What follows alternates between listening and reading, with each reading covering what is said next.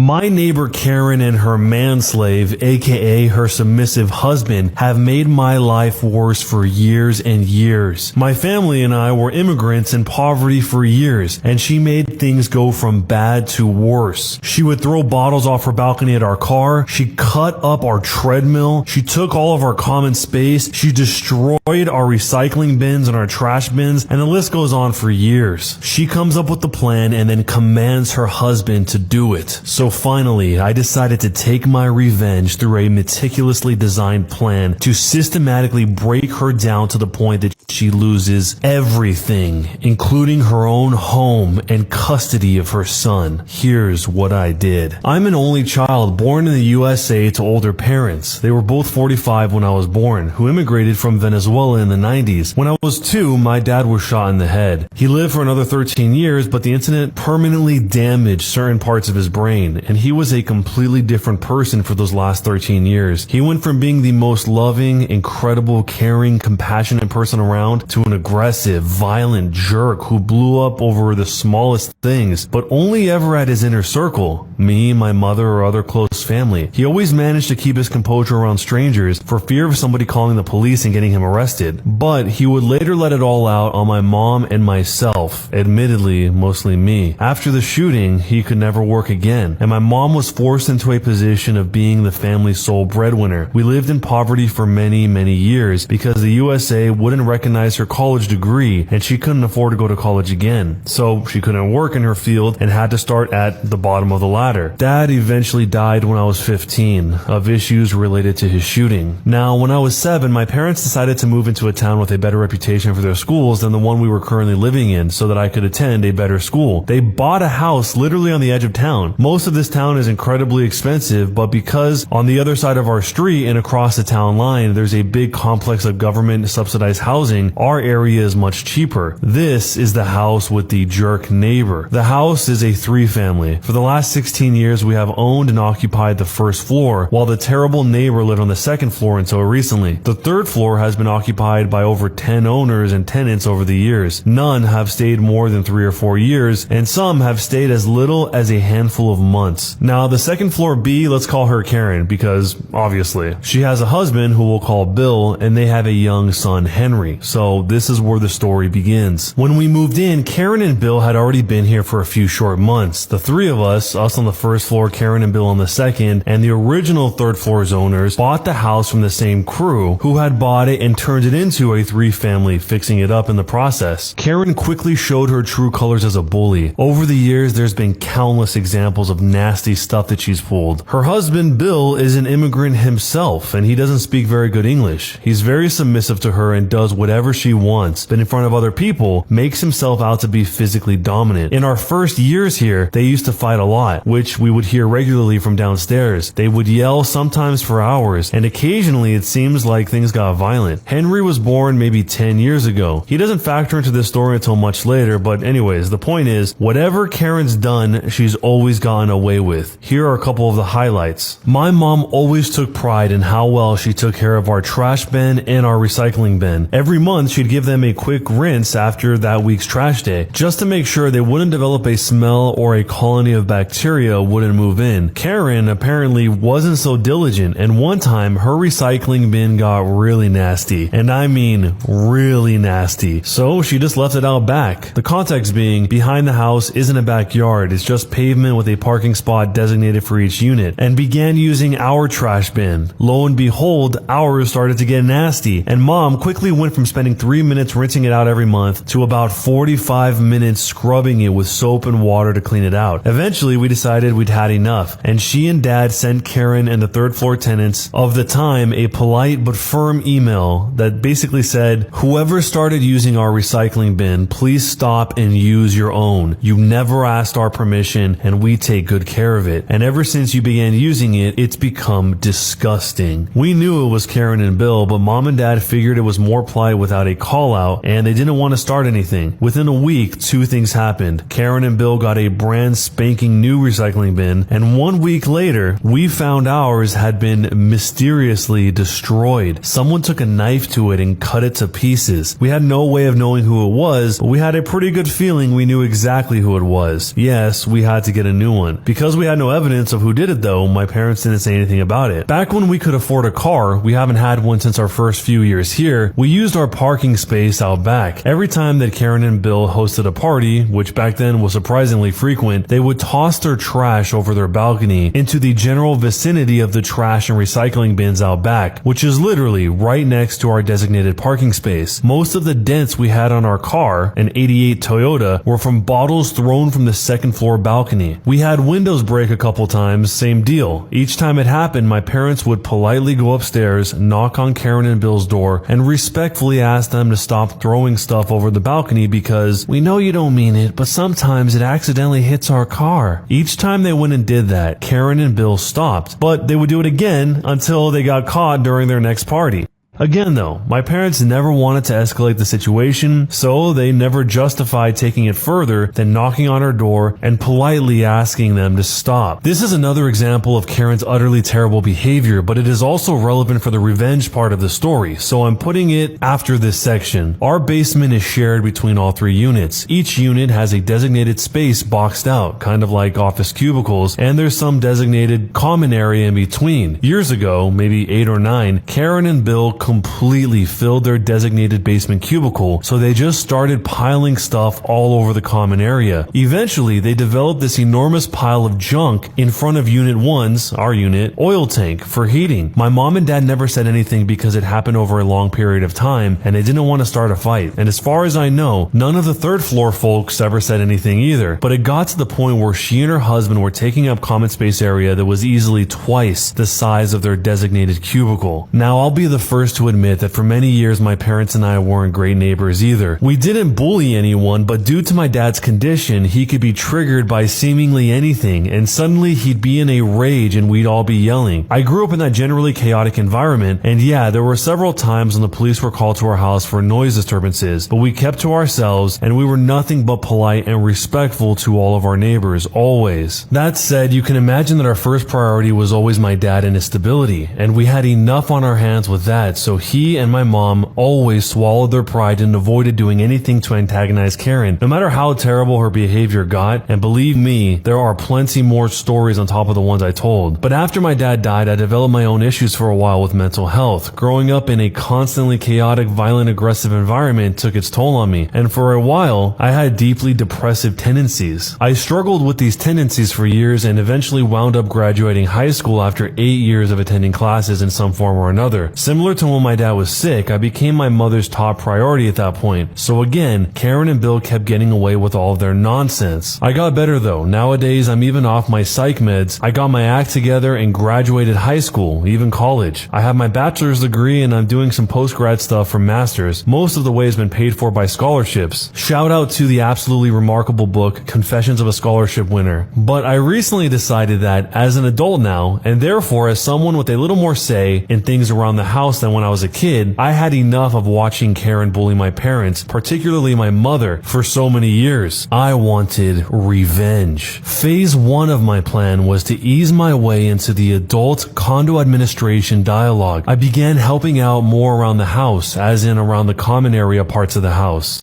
I single-handedly redid the back porch's flooring. It sounds like more than it is. I just pulled out all the floorboards and nailed new ones in. I replaced both storm doors about 6 months apart when each one began having problems. Different kinds of problems. It doesn't matter what they were. I also took care of some comparatively smaller things. I weed whacked out back for a couple hours, cut the grass out front a few times, and got up early so that I could beat everyone else to shoveling every time it snowed one winter. Not 18-19, but 17-18. I also began wheeling back everyone's recycling and trash bins after trash week every week, not just our own. After I did the first two things, each time I sent out an email to everyone in the condo to let them know that I had taken care of it, and all that I asked of the other 2 units was for them to reimburse me 1/3 of the cost for materials on their timetable, because of course I hadn't given them a heads up, so it was only fair that I allow them to pay me when they can. The smaller stuff from the last point, I obviously didn't need to announce anymore. The idea was just that over time, the neighbors would see me taking more and more initiative in things things and being more active, which would go on to justify me participating more in intercondo politics. I also made a point to keep conversations to emails so that there would always be a written record of every interaction. Phase 2 of my plan pretty much ran concurrently to phase 1, but had an entirely different purpose and was overall entirely different. I began gathering evidence of everything I could. I asked my mom to track down all the old emails she and my dad had exchanged with the neighbors, documenting many instances that Karen and Bill had pulled their nonsense. I went downstairs and took a video of Karen and Bill's stuff all over the common area, particularly emphasizing all of the highly flammable wooden and cardboard stuff they had piled up in front of our oil tank. I dug up and poured over the deed to our apartment, specifically the sections that detailed the rules around the common areas and the limitations of our units as compared to the others and vice versa. To my utter joy, Mom and Dad never threw out that old recycling bin that Karen and or Bill had knifed up, apparently because they just never knew what to do with it and never wanted anyone to ask questions. Naturally, I dug it up and took plenty of photos. I did one other evidence gathering thing that needs a bit more explanation. Karen and Bill are awful parents. Mom and I regularly hear the things they do to Henry through the very thin ceiling we have here. I'm decidedly not going to go into detail because even though I changed his name, he's younger and I feel it would be disrespectful to do that to him. But let's just say it crosses the line. This is a topic I'm particularly sensitive about because I grew up in a situation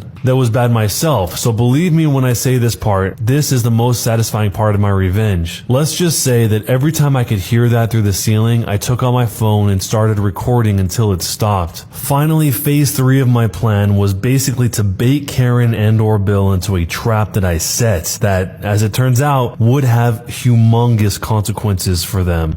Mom and I have this old treadmill that we got for free. It's in the kitchen, and lately we've come to the conclusion that it just takes up a little too much space. We both use it a little, but not enough to justify keeping it. She wanted to toss it out, but I argued hard to keep it around because I knew I could use it for this plan. It would be my only shot. Remember how I mentioned we haven't had a car for years? Well, eventually I convinced my mom to let me put the treadmill outside in our parking space out back. I bought a large tarp to cover it so it would be protected from the rain, and I told her I'd start using it more if it was outside because it's nicer to do exercise in the fresh air. I sent out an email to Karen, CC'd to Bill, and to the current third floor folks, asking her to move all the things in front of our oil tank in the basement somewhere else. Despite the fact that those things had been there for many years, I justified addressing it now because I'm the one addressing it. And that's different from before because before I was a child, and now I'm an adult who actively participates in the intercondo dialogue. I asked her to because the way she currently had it set up is a safety hazard and I'm just following the rules. I further let her know that if she and Bill didn't take care of it within a handful of weeks, that I would have no choice but to take care of it myself. In the same email, I let everyone know that I was putting our treadmill in our parking space out back, so that if anyone had any trouble with getting into their spot, please let me know. The same day I sent out the email, I put the treadmill out back. Now, I figured nothing was going to change from all the other emails I had sent about matters regarding the condo's administration, and nothing did. She and Bill never acknowledged anything. The current third floor guys didn't want anything to do with going up against Karen, so he just thanked me for the heads up about the treadmill and said nothing else. It's important to note here that my real reason for mentioning the treadmill in that email wasn't in case anyone had any trouble getting into their parking spot. Needless to say, sure, a treadmill in the kitchen is a pretty big and obnoxious thing, but a treadmill off to the side of an automobile parking space isn't really big at all. Plus, I placed it in such a way that it wasn't in anyone's way, giving everyone ample room to maneuver around. It was just there, off to the side. The reason I mentioned the treadmill in that email was to alert her to its presence and perhaps associate it in her mind with my request for her to move all of her stuff in the basement. Their time was up, so one night I got up around 1 a.m. when everyone else was asleep so nobody would hear me. I went downstairs to move their stuff. I can't explain to you how much I enjoyed this. I bought a GoPro, strapped it to my noggin, and carefully recorded the entire hour and a half of moving their stuff around. I took the enormous pile of junk in front of my mom and I's oil tank and found a way to fit all of it into their designated storage cubicle. In the end, it was packed. I have mild OCD, and I nearly exploded at the end from how well organized physically everything was, so that everything was neatly packed together and all the space was used at maximum efficiency. It was glorious, packed from floor to ceiling and almost from wall to wall all around.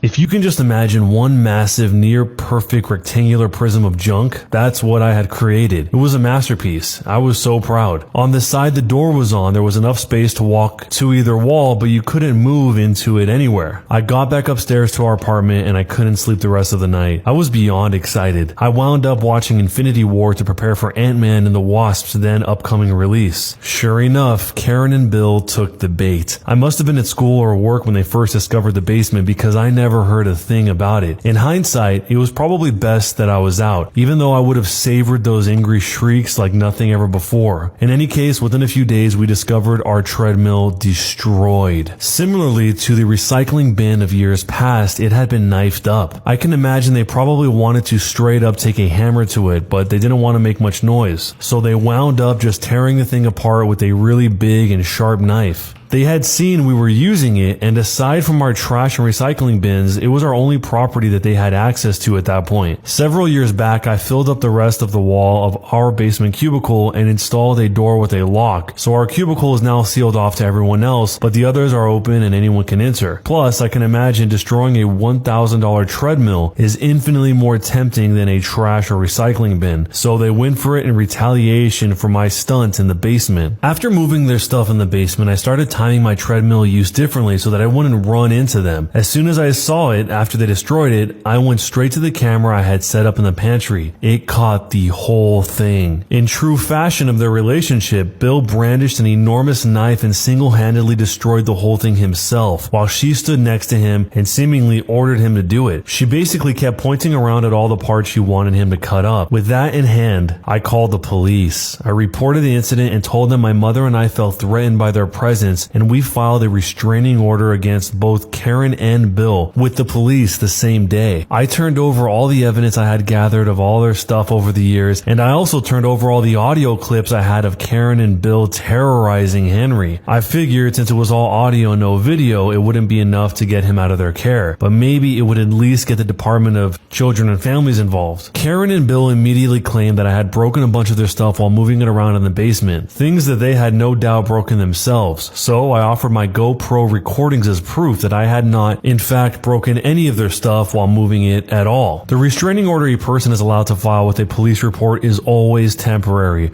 but you can always petition the court to extend it. Once Mom and I did that, it was granted. At that point, Karen and Bill hadn't been legally allowed to go back home for about a week, and since it became a longer-term restraining order, they were basically not going to be allowed to live in their own home for several years. So they made the obvious choice to sell the house and move elsewhere. Needless to say, selling a house you're not allowed to be near is a difficult task, and moving all of your stuff out of said house is even more difficult, particularly when you have so much of it. They wound up coordinating the entire house's sale from afar, with their realtor being the only person who came around to show the house. Once it was time for them to move, some relatives of theirs came around and packed everything up and loaded it onto a truck. Also, I was right. Based on my recordings alone, Henry wasn't taken from their custody, but DFC did get involved. I heard from their family that came around to pack up their stuff though that Karen and Bill did wind up losing custody of him. They didn't say much as to why, but they basically implied that their terrorizing of Henry ramped up a lot after everything went down between me and Karen and Bill, which is the only part I feel guilty about, but in the end, I hope this is a situation where the end justifies the means, at which point DFC was already sniffing around, so they wound up losing custody of him anyways. I have no idea where Henry wound up, but wherever he is, I obviously have nothing against him, and I hope he winds up in a much better situation than he was. Finally, I will say, for two such inordinately obtuse and disgusting human beings, they had surprisingly decent family members. The few times I ran into them and made small talk when they were around, they were pretty apologetic about the whole thing. I got the impression that this isn't the first time they're apologizing on Karen and Bill's behalf. I hope Henry is taken in by one of them and not chucked into the foster system. Here's hoping, kid. If we jump into the future, there is an update. Holy moly, this is great. Karen lost her job, or at least she's not working where she had been anymore. I assume she was fired, or at least that it had something to do with what went down, but I actually don't have a way of knowing. I got curious though after posting this because I remembered she worked as a guidance counselor at a school a few towns away, and I figured if the school had found out that the DFC took her kid, they might not have wanted her there anymore, and I may have been right. I got curious, so I asked a friend to ring the school secretary and asked to be transferred to the guidance department, where they asked for Karen's desk. desk. She, my friend and the guidance secretary, just said matter-of-factly, "I'm sorry, that staff member is no longer employed here." And that was that. Seeing as all of this went down at the end of the 17-18 school year, I'm guessing they just replaced her at the beginning of this school year. The school's website lists one of the guidance counselors as having started working there this school year. Of course, I have no real way to know if she was fired, nor even if her leaving that position had anything to do with me and my revenge, but it seems like very odd timing, if there was no correlation. So, was I the jerk for going to the lengths that I went to get Karen to lose her house?